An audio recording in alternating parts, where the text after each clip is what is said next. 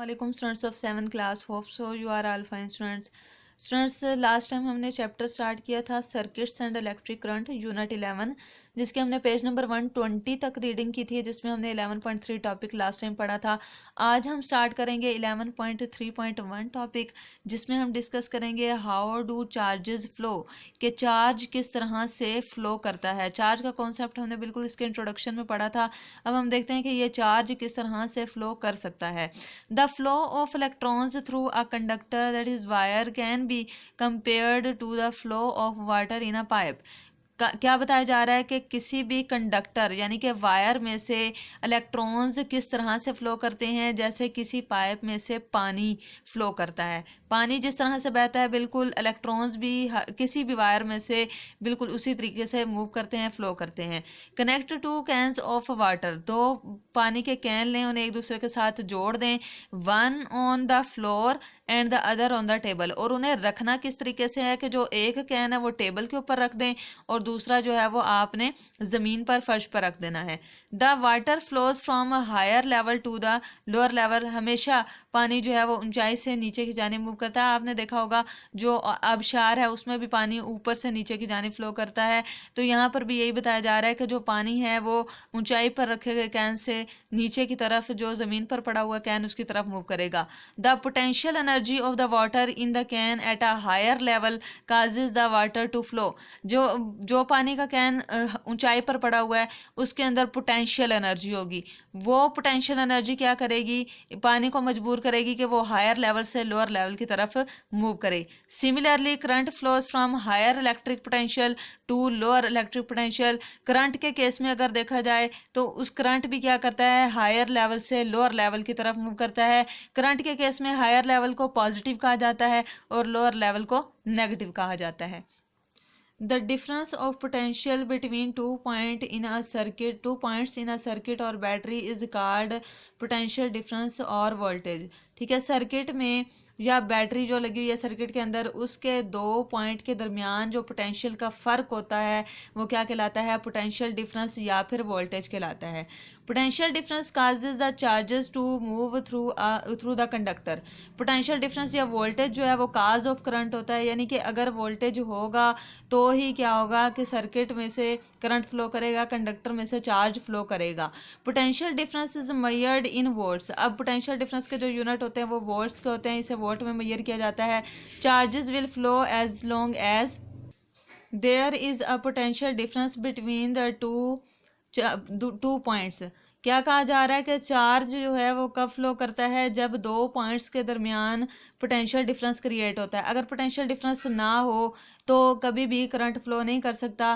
Potential का जो difference है वो होना ज़रूरी है, यानी बैटरी के जो दो टर्मिनल्स होते हैं, एक पॉजिटिव एक नेगेटिव होता है, तो पॉजिटिव और नेगेटिव टर्मिनल पर पोटेंशियल डिफरेंस होगा, पोटेंशियल का फ़र्क होगा तो ही चार्ज फ्लो करेगा, अदरवाइज फ्लो नहीं कर सकता। Every battery has its potential difference printed on in it. कोई भी अगर आपको बैटरी दी जाए तो उसके ऊपर पोटेंशियल डिफरेंस आपको लिखा हुआ नजर आ रहा होगा। For example our dry cell carries 1.5 volt, जो कि एक ड्राई सेल जो है उसका जो वोल्टेज होता है वो कितना होता है, 1.5 वोल्ट होता है। Other units of volt are millivolts and kilovolts. इसके अलावा जो दूसरे यूनिट्स इस्तेमाल किए जाते हैं उसमें मिली और किलो के वोल्ट्स जो है, किलो वोल्ट्स के जो यूनिट है वो इस्तेमाल किए जा सकते हैं। A volt meter is use to measure potential difference. अब वोल्ट मीटर वो आला है जो कि पोटेंशियल डिफरेंस को किसी भी सर्किट में मेजर करने के लिए इस्तेमाल किया जा सकता है। नेक्स्ट टॉपिक है resistance. Electric current flows through some objects better than others. Electric current कुछ ऑब्जेक्ट्स में से आसानी से गुजर जाता है और अच्छे तरीके से गुजरता है, कुछ में से नहीं गुजरता। The measurement of how well something conducts electricity is its resistance. अब ये किस तरह से पता चलाया जा सकता है कि कौन सा ऑब्जेक्ट सही तरीके से करंट फ्लो करवा सकता है और कौन सा नहीं करवा सकता। तो बेसिकली अगर हम कोई भी हमें ऑब्जेक्ट दिया जाए तो हम उसकी रेजिस्टेंस चेक करते हैं। रेजिस्टेंस हमें बता देती है कि वो कंडक्टर सही से काम कर सकता है या नहीं कर सकता।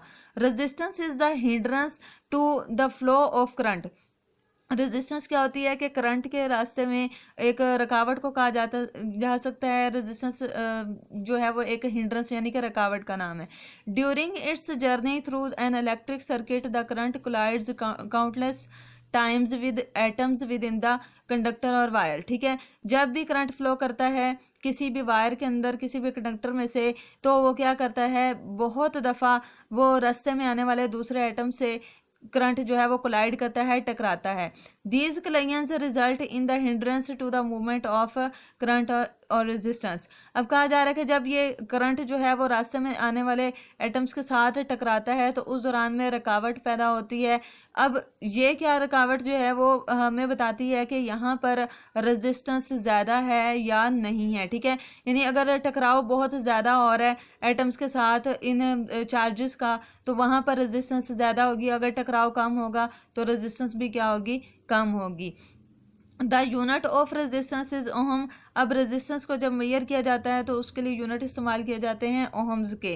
The resistance of a wire depends on the length of the wire and thickness of the wire. अब रेजिस्टेंस दो चीज़ों पर डिपेंड करती है कि जो आपने वायर ली हुई है वो लेंथ में कितनी ज़्यादा है या कितनी कम है, उसके अलावा वो कितनी थिक है। ठीक है, इन दो चीज़ों पर रेजिस्टेंस डिपेंड करती है। Recall the flow of water in a pipe. ठीक है, अब आपने रेजिस्टेंस को जब चेक करना है तो उसके लिए भी आप वाटर फ्लो को जहन में रखें कि पानी जो है वो एक पाइप में किस तरह से फ्लो करता है। A long pipe resist the flow of water more than a short pipe. कि ऐसा पाइप जो लेंथ में बहुत ज़्यादा है उसमें पानी को फ्लो करने के लिए रुकावट का ज़्यादा सामना करना पड़ेगा, लेकिन अगर साइज़ में छोटा पाइप है तो उसमें से आसानी से पानी जो है वो फ्लो कर जाता है। And a thin pipe resist the flow of water more than a wide pipe।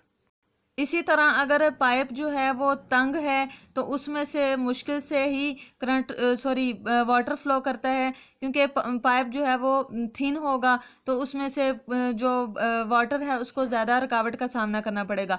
लेकिन अगर पाइप जो है वो चौड़ाई में ज़्यादा है, जिस तरह कि यहाँ आप फिगर में देख भी सकते हैं, तो वहाँ पर क्या होगा, पानी आसानी से फ्लो कर जाएगा।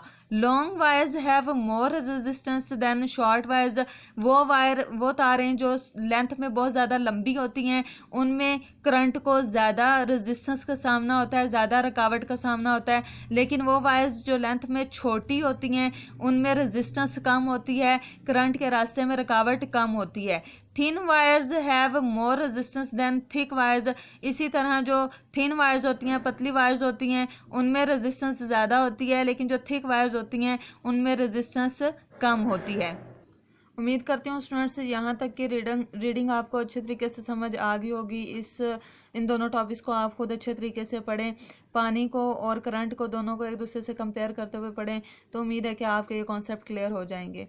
ओके स्टूडेंट्स, अल्लाह हाफिज़।